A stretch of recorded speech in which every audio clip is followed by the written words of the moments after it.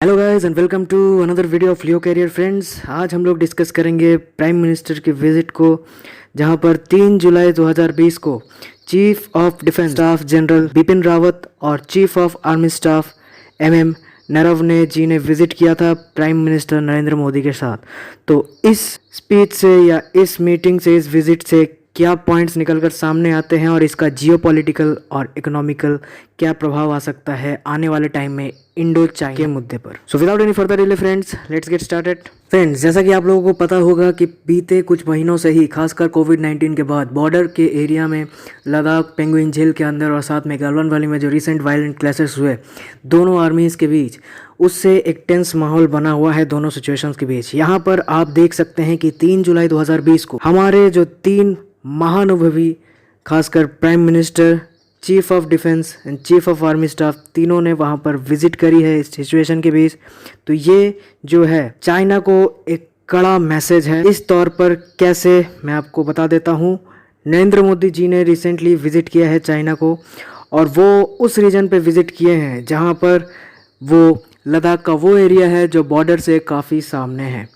इसके साथ ही इंडियन नरेंद्र मोदी के इस विजिट से स्ट्रॉन्ग और पावरफुल मैसेज जाता है चाइना को, और ये एक मोरल बूस्टर का काम करेगा इंडियन आर्म्ड फोर्सेस के लिए। प्राइम मिनिस्टर ने एड्रेस किया वहाँ की फोर्स को नीमो में, लेह डिस्ट्रिक्ट ऑफ लद्दाख में। साथ ही later on the day prime minister ने आर्मी हॉस्पिटल्स में विजिट भी करी, जहाँ पर इंजर्ड सोल्जर से उन्होंने भेंट करी, और इसके साथ ही एक बेफिटिंग रिप्लाई दिया है, यानी बहुत ही कड़ा जवाब दिया है चाइना को 15 जून में जो गलवान वैली क्लैश हुआ है।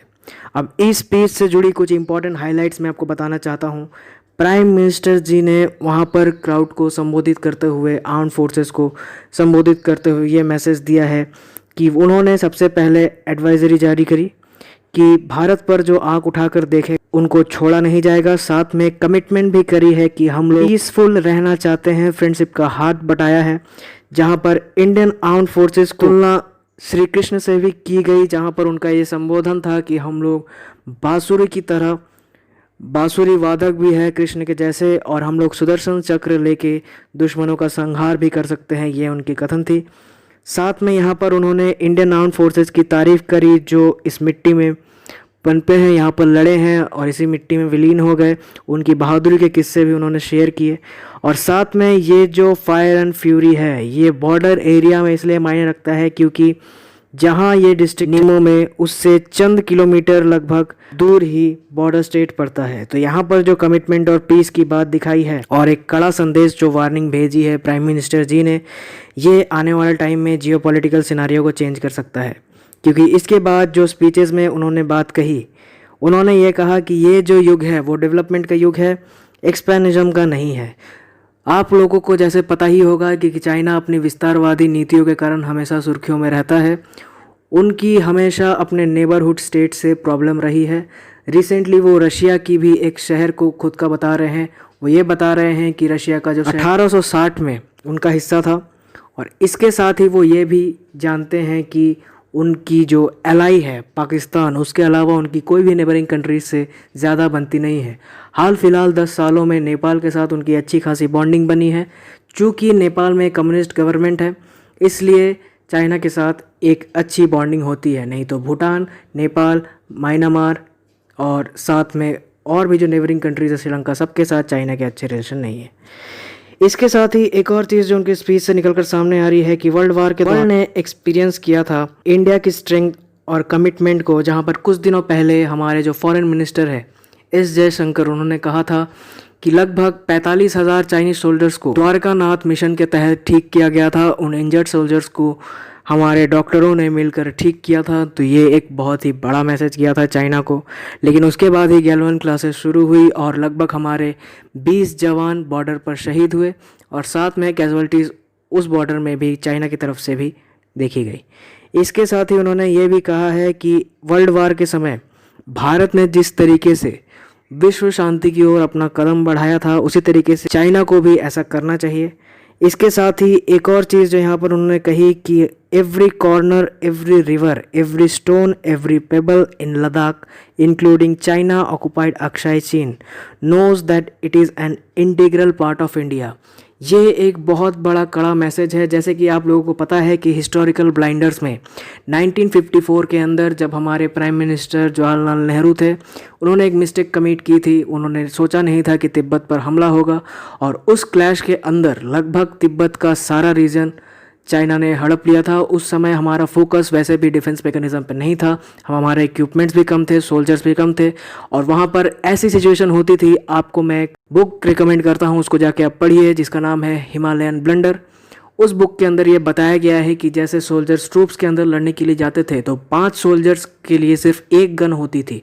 तो ये स्थिति थी हमारे देश की। चूँकि प्रीवियस सरकारों ने चाइना की तरफ कभी भी एग्रेशन नहीं दिखाया है, हमेशा अपीजमेंट की बात की है इस तरीके से, लेकिन रिसेंटली कुछ सालों से ये रवैया बदल गया है। हिस्टोरिकल मिस्टेक्स में हमने 1954 में तिब्बत गवा दिया, साथ में 1962 में जो इंडो चाइना वार हुआ वहाँ पर हमने अक्साई चीन गवाया। इसके साथ ही 2003 के अंदर तिब्बत को इंडिपेंडेंट स्टेट मानने से हमने इनकार कर दिया, जहाँ पर अटल बिहारी वाजपेयी की जो सरकार थी एनडीए की, उन्होंने ये दावा किया था कि तिब्बत जो है वो चाइना का इंटीग्रल पार्ट है। तो हिस्टोरिकल यहाँ पर ब्लाइंडर्स सारे पार्टीज़ ने की है, सारे प्राइम मिनिस्टर ने की है। We are not pointing out anyone, situations वहाँ के बेस थी। लेकिन 1962 में एक सवाल हमेशा खड़ा होता है, क्योंकि आप कुछ आर्टिकल्स देखेंगे, खासकर द हिंदू और टाइम्स ऑफ इंडिया के, इंडियन एक्सप्रेस के भी कुछ आर्टिकल्स है, जहाँ पर ये देखा गया है कि 1962 के अंदर एयरफोर्स हमारी बहुत ही ज़्यादा मजबूत थी, लेकिन फिर भी उसे यूज़ पे नहीं लाया गया। इंडियन आर्मी वहाँ पर लड़ते लड़ते हार गई थी, और एयरफोर्स को अमल पे ना लाने का कारण भी समझ में नहीं आया था इंटेलिजेंस को, क्योंकि इंटेलिजेंस ने पहले ही रिपोर्ट सौंप दी थी कि ऐसा हमला होने वाला है, और लगभग हमने 1/3 ज़मीन वहाँ पर अक्साई चीन में गंवा दी। तो फ्रेंड्स, ये जो स्टैंड ऑफ रहा है चाइना की तरफ हमेशा अपीजमेंट का, वो कभी भी क्लियर नहीं रहा है। हमने हमेशा शांति स्थापित करने की कोशिश की है, लेकिन बीते कुछ वर्षों में ये रवैया चेंज हुआ है। इसके साथ मैं आपको ये भी बताना चाहूँगा कि रिसेंटली 2016 के बाद कई समिट हुई, जिसमें वर्चुअल समिट थी, वियतनाम समिट थी, जो नरेंद्र मोदी जी के द्वारा भी की गई थी, जहाँ पर पीस स्थापित करने की कोशिश हुई थी। और इसके बाद फिर 2019 में शी जिनपिंग ने भी इंडिया का दौरा किया था, तो हम लोगों ने माना था कि वो विज़िट भी कुछ रंग ला सकती है। लेकिन एक बात यहाँ पर आपको समझना ज़रूरी है कि डोकलाम के अंदर जब हमारे बॉर्डर रोड ऑर्गेनाइजेशन के द्वारा रोड्स बन रही थी, तो वहाँ पर क्लैशेस हुई थी 2017 में, लेकिन इंडिया ने वहाँ पर कड़ा रुख अपनाया था और उस बॉर्डर स्टेट से हटे थे, और डोकलाम का विवाद खत्म हुआ था। लेकिन फिर से 2020 के अंदर अप्रैल महीने के अंदर गैलवान वैली और पेंगुइन झील के अंदर चाइनीज़ मिलिट्री लगभग बॉर्डर स्टेट के एलएसी के नियमों को उल्लंघन करते हुए आगे बढ़ चुकी है, और इसी का कड़ा रुख हम लोग देख रहे हैं। लेकिन यहाँ पर एक और चीज़ बहुत ही कंट्रोवर्शियल है कि जो हमारे प्राइम मिनिस्टर हैं या जो हमारी गवर्नमेंट है, उन्होंने अभी तक कोई भी कड़ा रुख कोविड-19 को लेकर चाइना की तरफ नहीं दिखाया है। जहां पर अमेरिका ये दावा कर रहा है कि इसे हम कोरोना ना बुलाकर चाइनीज़ वायरस बुलाए, लेकिन इंडिया का स्टांस न्यूट्रल है। यहां तक कि कश्मीर का जो मुद्दा 370 हटा था, वहां पर भी भारत का विरोध किया था चाइना ने। लेकिन चाइना जो है वो अपनी विस्तारवादी नीतियों के लिए जाना जाता है, और उसको अपीज़ करने के लिए भारत हमेशा करता है। लेकिन यहाँ पर कल की जो स्पीच हुई है, इससे हम ये अंदाज़ा लगा सकते हैं कि अब एक कड़ा मैसेज जा सकता है। और रिसेंटली जो बैन हुआ है ऐप्स पर, और साथ में हो सकता है आने वाले टाइम चाइनीज़ फर्म्स को भी यहाँ पर हिस्सेदारी कम मिले, साथ में एफडीआई के नियमों में जो चेंज हुए हैं उससे भी काफ़ी बड़ा चेंज आने की उम्मीद है।